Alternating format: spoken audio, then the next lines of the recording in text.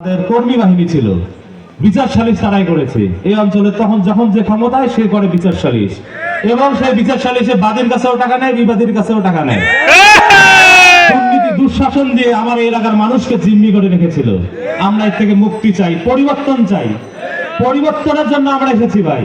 আমার বাড়ি নাগেশ্বরীতে, আমার বাপদাদার বাড়ি হচ্ছে সন্তোষপুর, আমার নানার বাড়ি আপনার নাকারগঞ্জ, আপনারা সবাই জানেন।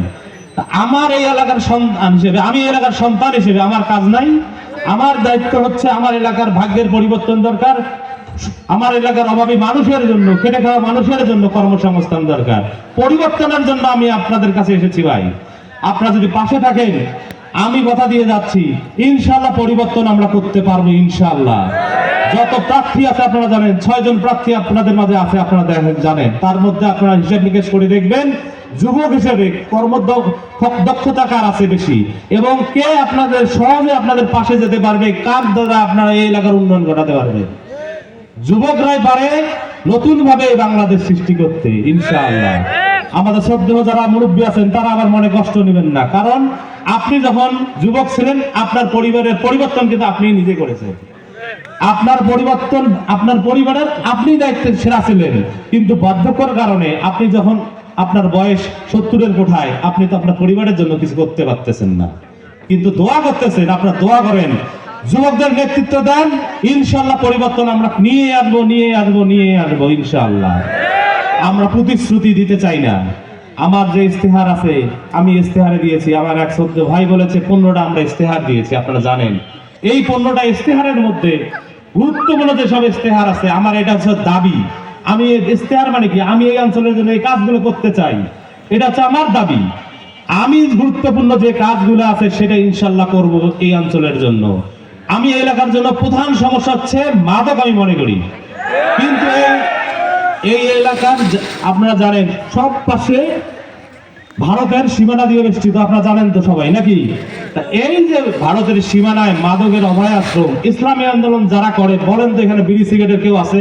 বিড়ি সিগারেট খায়, অন্যান্য দলে বিড়ি সিগারেট অন্যান্য মাদকের সাথে সম্পৃক্ত, তাদের দ্বারা কি মাদক নির্মূল করা সম্ভব? আমরা যারা আছি ইনশাআল্লাহ, আমরা কথা দিয়ে যাচ্ছি ইনশাআল্লাহ, আমরা যদি নির্বাচিত হই, আল্লাহ পাক যদি আমাদের ক্ষমতা দেয় এবং আপনাদের দোয়ায়, এই অঞ্চলে ইসলামী আন্দোলন গুরুত্বপূর্ণ ভূমিকা রাখবে মাদকের বিরুদ্ধে। মাদকের কোনো অভয় আশ্রম এই অঞ্চলে থাকবে না ইনশাআল্লাহ। মাদক নির্মূল হলে 70% অপরাধ কমে যাবে ইনশাআল্লাহ। আরো অনেক কথা ছিল ভাই, কিন্তু জানেন তো সময় নাই। আমি আপনাদের কাছে 2-1টি কথা বলবো। আমি নির্বাচিত হলে দুর্নীতি করব না, দুর্নীতি করতে কাউকে দেব না। আমার প্রথম কাজ হবে দুর্নীতি আমি করব না, দুর্নীতি কাউকে করতে দেব না। আপনারা আমার সাথে থাকবেন ইনশাআল্লাহ। কোনো চাঁদাবাজ থাকবে না, কোনো জুলুম অত্যাচার থাকবে না, কোনো মামলা বাণিজ্য থাকবে না। যে সরকার যায় সেই সরকার অন্য বিরোধী পক্ষের লোকজনকে দমন নিরূপণের জন্য মামলা দিয়ে তার উপর অত্যাচার করে, ইনশাআল্লাহ সেই কাজ আর হবে না ইনশাআল্লাহ। ইনশাআল্লাহ বিরোধী দলের যারা ভাইরা আছেন আমি বলে যাবো ইনশাআল্লাহ, আসুন সবাই মিলে নাগেশ্বরীকে আগে, নাগেশ্বরী নিয়ে চিন্তা করি, ভুঙ্গাবাড়িকে নিয়ে চিন্তা করি, এই এলাকার মানুষকে নিয়ে চিন্তা করি। রাজনীতি করতে আসছেন মানুষের কল্যাণে, আমরাও আছি, আপনারাও থাকেন ইনশাআল্লাহ। সবাই মিলে এই নাগেশ্বরী বাসীকে আমরা একটা ভালো সুন্দর একটা নাগেশ্বরী দিতে চাই, যেখানে শান্তিপূর্ণ একটা পরিস্থিতি থাকবে। পূর্বের জেনারেশন, পরবর্তী জেনারেশন সে আমাদেরকে বাহাবা দেবে ইনশাআল্লাহ। আমরা যেন তাদের দোয়া নিয়ে আখিরাতে আমাদের যেন কল্যাণ হয়, এই প্রত্যাশা রেখে আজকের মতো বিদায় নিচ্ছি। আসসালামু আলাইকুম ওয়া রাহমাতুল্লাহ।